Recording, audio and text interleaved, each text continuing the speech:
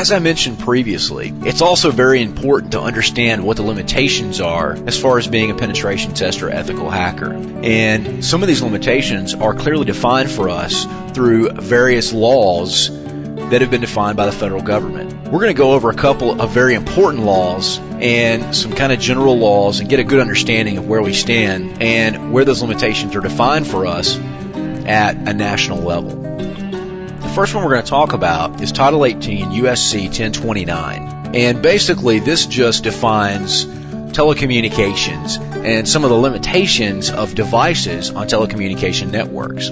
This was originally built in the days of Kevin Mitnick and exploits using public phone systems.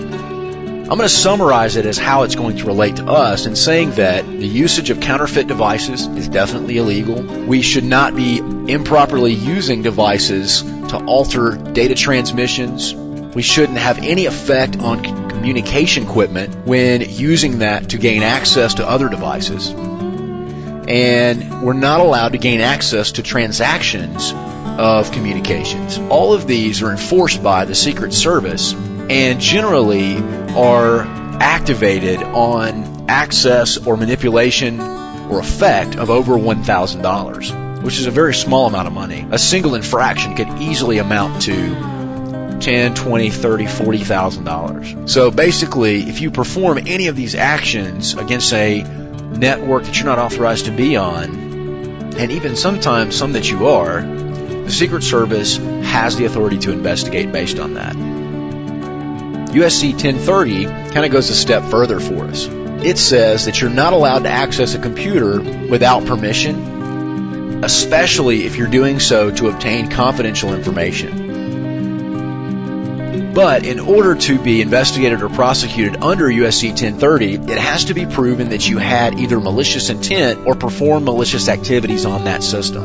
The limitation as far as monetary value is concerned here is $5,000. USC 3121 through 3127 is called the Pen Registers and Trap and Trace. And basically this says that you can interact with anything except for the contents of communication. And what that really means is that it's saying that this particular code is put into place to say you can be aware that the communication took place, be aware of the devices and addresses associated with that communication, but you're not authorized to access the contents of that communication. Basically, let's take a basic TCP/IP communication process. I can know the IP address of the sender and receiver. I can know what operating systems might be running on those. I can know any kind of information I want about when the transaction happened, the size of the transaction, what protocol was used.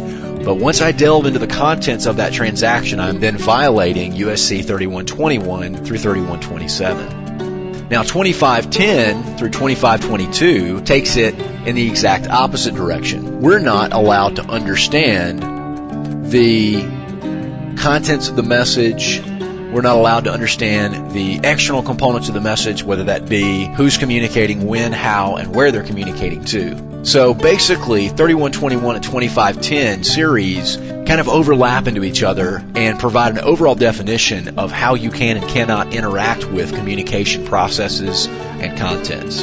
There are also some other statutes that have some effect, but not a significant effect on our topic, that being the Patriot Act, which was recently passed to address cyber terrorism. Also, USC 2701, which basically follows up on the various USCs saying that not only can you not affect communications in transit, but you also cannot access protected stored records.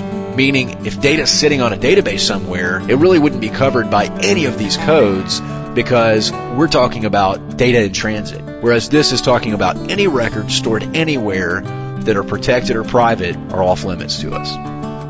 In addition, USC 1362 takes another step forward in the right direction by defining denial of service attacks. Because in denial of service attacks, we're not modifying data, we're not accessing data, and we're not affecting communications other than taking it offline. So we have some laws to back us up there with USC 1362.